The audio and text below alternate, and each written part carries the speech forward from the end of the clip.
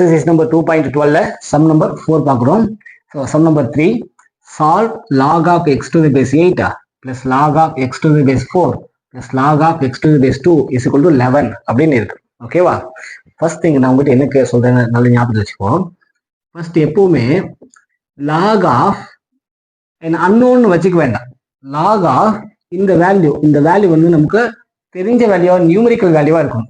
அப்படி அதை ரீஆல்டரேட் பண்ணி எழுதணும். எப்பவுமே ஒரு சம் இருந்தாலும் நம்ம அப்படிதான் அப்ரோச் பண்ணணும். அந்த பாயிண்ட் ஆஃப் வியூல தான் பார்க்கணும். Okay right. அதுக்கு முன்னாடி ஒரு பேசிக் கொஸ்டினா, சப்போஸா log of x to the base 2 is equal to 6 அப்படின்னு இருக்குன்னு வச்சுக்கோங்க. இப்போ எப்படி log கேன்சல் பண்ணுவோம்? log கேன்சல் பண்ணி எக்ஸ்போனென்ஷியலா எப்படி எழுதுறதா? log கேன்சல் பண்ணிட்டோம்னா இங்க இருக்கிற பேஸ் என்ன ஆகும்? இந்த இடத்துல பேஸா மாறிடும், அந்த இடத்துல பேஸா மாறிடும். ஏற்கனவே இங்க இருக்கிற 6 மேல போயிடும், மேல 6ன்னு போயிடும்.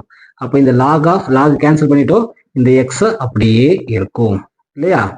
இப்படிதான் log of x to the base 2 x to the base 2 is equal to 6ங்கிறத கேன்சல் பண்ணா, log கேன்சல் பண்ணி எக்ஸ்போனென்ஷியல் எழுதணும்னா எப்படி பண்ணுவாங்க? இந்த log கட் பண்ணிடலாம். இங்க இருக்கிற பேஸ ரைட் ஹேண்ட் சைடுடைய பேஸ் ஆயிடும், ரைட் ஹேண்ட் சைடுல பேஸ் ஆயிடும். இங்க இருக்கிற நியூமரிக்கல் வேல்யூ பவருக்கு போயிடும்.